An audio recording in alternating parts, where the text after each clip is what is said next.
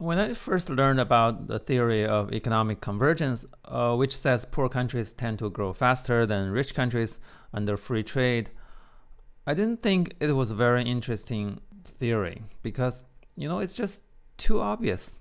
Of course, poor countries grow faster, right? It's like children grow faster than adults. Why are we even learning that?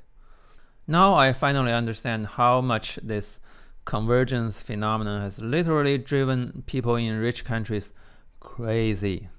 Its psychological impact on some of you guys is enormous. Okay, even though envy is a deadly sin, most people just do it anyway. So one type of people think that the low growth rates in their country may imply something went wrong. So there must be some kind of Chinese policy or Indian policy they can copy and paste into their countries. If you ask them which policy exactly, they'll be like, I don't know, anything is better than this. Think about it.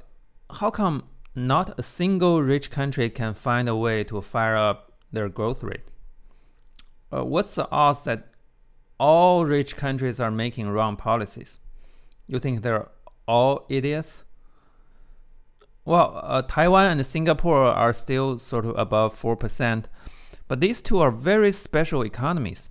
They kind of serve as the economic bridges between the East and the West. You can't copy their economy.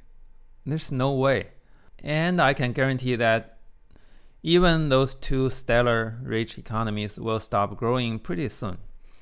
Keep in mind their fertility rates are both below 1 baby per woman right now.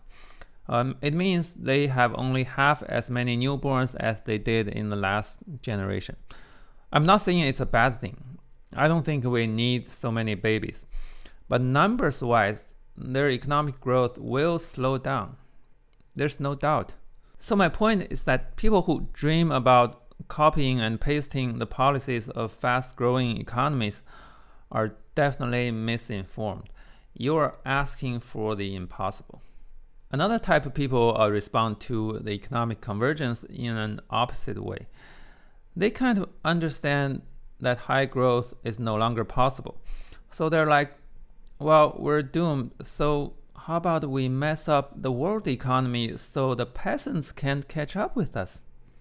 These are what the trade war hawks are really thinking about. I don't think they expect the tariffs to make them rich, but at least they want to disrupt the process of economic convergence.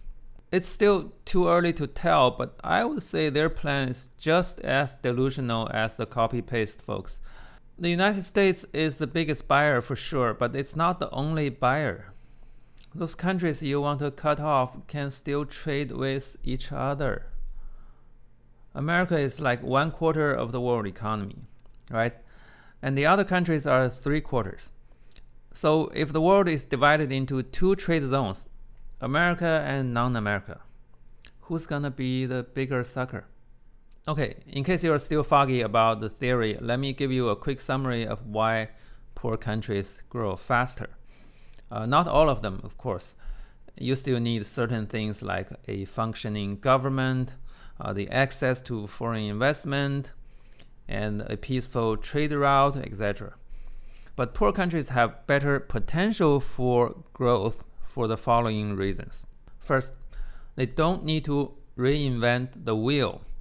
A lot of technologies, scientific findings, business practices, institutions, regulations are already tested in other countries. So all they need to do is to adopt them. Second, they have much higher marginal return from education. So when your average citizen has 6 years of school, giving them additional 6 years means a huge difference, right? But if your average citizen is already a college graduate, offering them 6 more won't be as magical. It'll still be an icing on the cake, of course, but not as powerful as expanding basic education. Number 3, the abundance of labor. You build a factory in a poor country, a lot of people will apply. In a rich country, not so much. So the rate of return to capital is higher in poor countries. And under free trade, capital flows to poor countries. And number 4, Because of the labor abundance, the growth in poor countries is more driven by increased employment and increased wage, and the growth in rich countries is more driven by the increase of technology, like robots and AI, that kind of stuff. So the wage-driven growth will create something called a Keynesian multiplier effect, because people spend their wages and drive up the aggregate demand. I'll try to talk about this some other day. And robots and AIs, however, don't go to restaurants or buy houses. So not as much Keynesian multiplier effect in rich countries. These are just a very incomplete list of reasons why poor countries grow faster.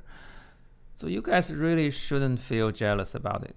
You had your turn, right? You had your fast growth period in the past. Now it's someone else's turn.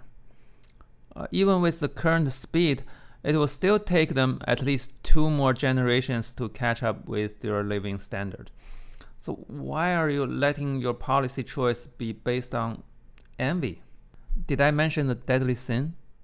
Some of you may be thinking, if rich countries grow slower, how come within a country, rich people's income grow faster?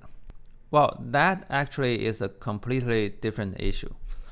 It's not something that has to happen. These are the inequality of some of the rich countries. The United States is pretty unique, right? And this graph is just about income inequality. If you consider other things like free healthcare, the difference is even bigger. And notice that some countries' inequality is actually going down. France and Canada actually became more equal in recent years. So you see, low growth rate is not something that can be fixed because it's true for every rich country. But internal inequality in America can be easily improved just by copying almost any other rich country. So don't get these two things mixed up. Low growth rate is natural for rich countries. It's something you need to make peace with. High inequality in the United States, however, is not so natural because most rich countries except the US already found partial solutions. So if you want a better life, you need to focus on the policies that other countries, especially other rich countries, have already tested. Stop fantasizing weird shit like, I don't know, nuking the international trade.